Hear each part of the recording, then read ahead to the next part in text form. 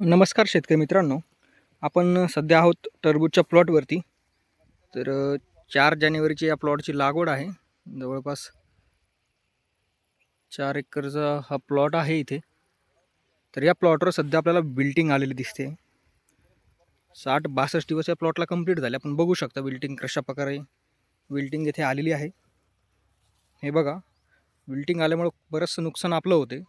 जेव्हा आपले टरबूजचे फळं हे 2 किलो प्लस जातात, तेव्हापासून आपल्या प्लॉटमध्ये विल्टिंग दिसायला सुरुवात होते. हे बघा, विल्टिंगमध्ये पूर्ण पानं असे हे झाल्याप्रमाणे वेल असे सुकलेले आपल्याला दिसतात बघा. आणि जे फळं दिसत आहेत हे मग हे पोसत नाही, याची साईज होत नाही.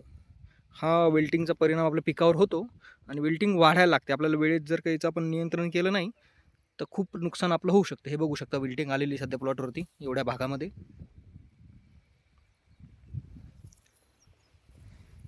हे बघा, आणि तुम्ही जर काय वेली उपटून बघितलं त्यांची मुळं तुम्हाला फ्रेश दिसतील, पण विल्टिंगमुळे पूर्ण वेळ हा सुकलेला आहे.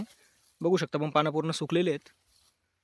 तर यावर उपाय म्हणून तुम्ही ॲलिएट प्लस अँट्राकॉल 40-40 ग्राम 20 लिटरच्या पंपासाठी फवारणी आपण करू शकता, किंवा एक झेनेट म्हणून येतं, ते आपण ड्रिपद्वारे सुद्धा आपण देऊ शकता.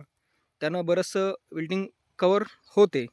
वेळीच कमी प्रमाणात दिसत असेल सुरुवातीला, ही फवारणी केली तर ती विल्टिंग कंट्रोलमध्ये येते. हे बघू शकता, विल्टिंग आल्यामुळे ह्या फळांची साईज होत नाही आणि फळं याच साईजचे राहतात. तर या प्लॉटवर एवढ्या भागामध्ये विल्टिंग आलेली आहे. शेतकऱ्यानं फवारणी घेतलेली एक, बघू शकता आपण विल्टिंगमुळं खूप नुकसान शेतकऱ्याचं होते आणि व्यापारी ही विल्टिंग आल्यामुळे थोडं प्लॉटला कमी भाव देतो. याच्यामध्ये शेतकऱ्याचं नुकसान होते. बघू शकता आपण फळं आहे हे बघा.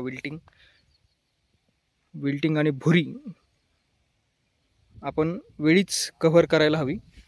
त्यासाठी सुरुवातीला स्प्रे आणि ड्रिंचिंगद्वारे उपाययोजना करायला पाहिजे. तर हा प्लॉट आहे टरबूजचा. पाण्याचं नियोजन हे व्यवस्थित पाहिजे, जेणेकरून की विल्टिंग प्लॉटवर येणार नाही. पाण्याचाही तेवढाच रोल आहे विल्टिंगमध्ये. तर धन्यवाद शेतकरी मित्रांनो.